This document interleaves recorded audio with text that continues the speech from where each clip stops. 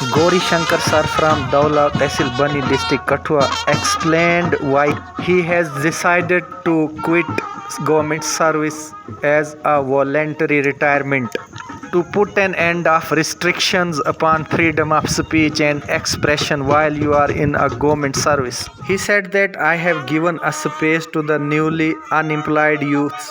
We must come out of the box and expose our talent. Take part exclusively in politics to give strong contenders in the competition to increase the value of voters.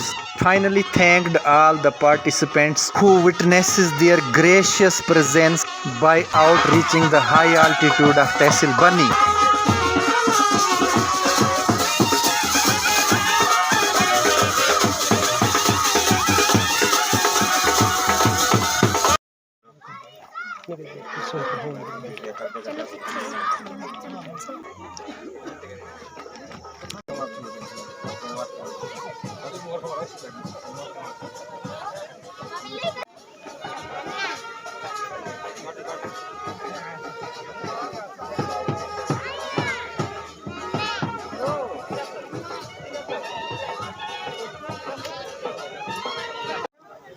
Gauri Shankar sir जो education department में सर्व कर रहे थे और अपनी prolonged service और in service थे, अभी इन्होंने वॉलंटरी रिटायरमेंट ली है।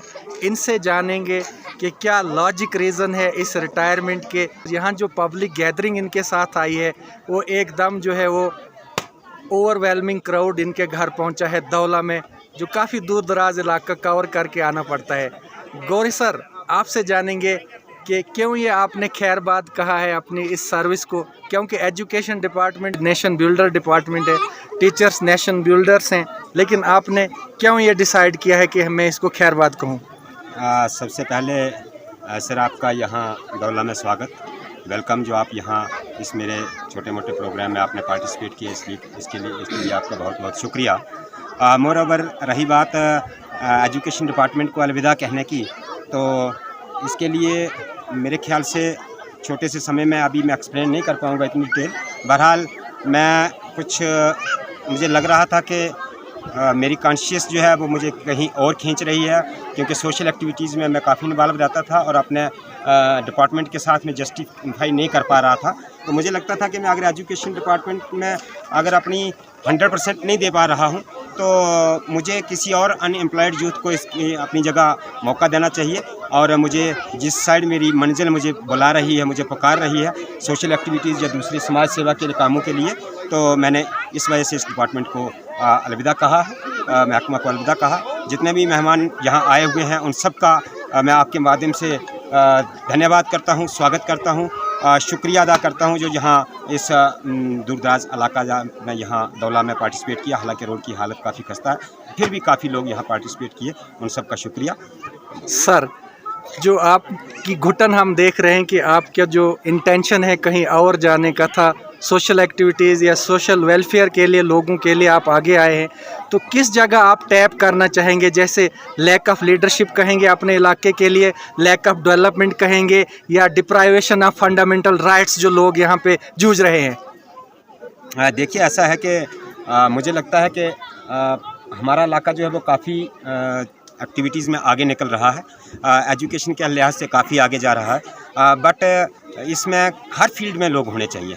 मुझे लगता है कि पॉलिटिक्स में भी लोग होने चाहिए और पढ़े लिखे लोगों को आना चाहिए पॉलिटिक्स में।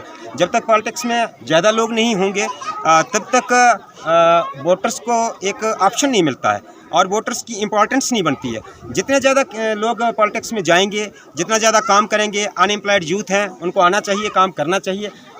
इसके लिए इससे वोटर्स को जो है एक बेस्ट ऑप्शन मिल जाता है और अच्छा ऑप्शन मिलने से मुझे लगता है कि वोटर्स की इम्पोर्टेंस बढ़ जाती है और वोटर्स की इम्पोर्टेंस इम्पॉर्टेंट है। Very good sir. आखिरी क्वेश्चन है सर, आप क्या पोटेंशियल देखते हैं बनी के अंदर, चाहे वो लीडरशिप है, डेवलपमेंट है, टूरिज़्म है, और इस इलाका को दूर तक लेने के लिए एक रोज़गार यूथ्स को मिले, क्या आप कहेंगे? मुझे लगता है कि हमारी बनी में किसी चीज़ की कमी नहीं है, बस कमी ये है कि एक्सपोजर नहीं है, लोग बाहर नहीं निकलते हैं और ये कहीं ना कहीं ये सोच लेते हैं कि आई कांट डू दिस। मुझे लगता है कि जिनके अंदर जो भी पोटेंशियल है उसको बाहर निकालना चाहिए बाहर, और जो मन में आए। सबसे बड़ी बात है, मैं तो यही कहूँगा कि मुझे जो घुटन होती थी, कई जगह बोलना पड़ता था, कई जगह दिक्कत होती थी कि बोल नहीं पाते थे, मन में कुछ बातें आती थी जिनको रेज़ करने का मन करता था, तो अपने आप को रोकना पड़ता था। तो मुझे थोड़ा इस वजह से भी घुटन लग रही थी। तो मुझे लगता है कि बाहर निकलना चाहिए, और जिस साइड आपकी कॉन्शियस आपको अलाउ कर रही है, जिस साइड आपका मन कर रहा है कि हमें जाना है, वो बुला रहा है, वहाँ जाइए। बाकी किसी दिन मुझे लगता है कि लंबी बातचीत के लिए आप फिर समय निकालें तो बहुत अच्छा होगा। आज की डेट में आपका भी धन्यवाद, और जो लोग यहाँ आए हुए हैं उन सब का बहुत बहुत शुक्रिया जिन्होंने पार्टिसिपेट किया है। जो नहीं पार्टिसिपेट कर पाए हैं और घर से ही अपनी बेस्ट विशेस मुझे भेज रहे हैं, मैं उनको भी आपके माध्यम से धन्यवाद कहूँगा, शुक्रिया कहूँगा। Thank you so much. ये थे हमारे साथ गौरी शंकर सर, जिन्होंने वॉलेंटरी रिटायरमेंट ली है और खैरबाद कहा है अपनी सर्विस को, और कहीं ये घुटन महसूस कर रहे थे और अपनी स्पेस को जो है इन्होंने वो अनलिमिटेड कर दिया, क्योंकि ये ऑब्लिगेशन में थे स्टेट की। और वो कहा जाता है कि don't entangle to this world's days and nights, you have another space and time as well. हमारे साथ हैं ex minister revenue, finance, law and parliamentary affairs mister Prem Sagar Aziz, ये भी पहुंचे दौला में। सर क्या बताएंगे रिटायरमेंट को लेकर, जो वॉलेंटरी रिटायरमेंट रही है और कहीं ना कहीं वो घुटन महसूस कर रहे थे?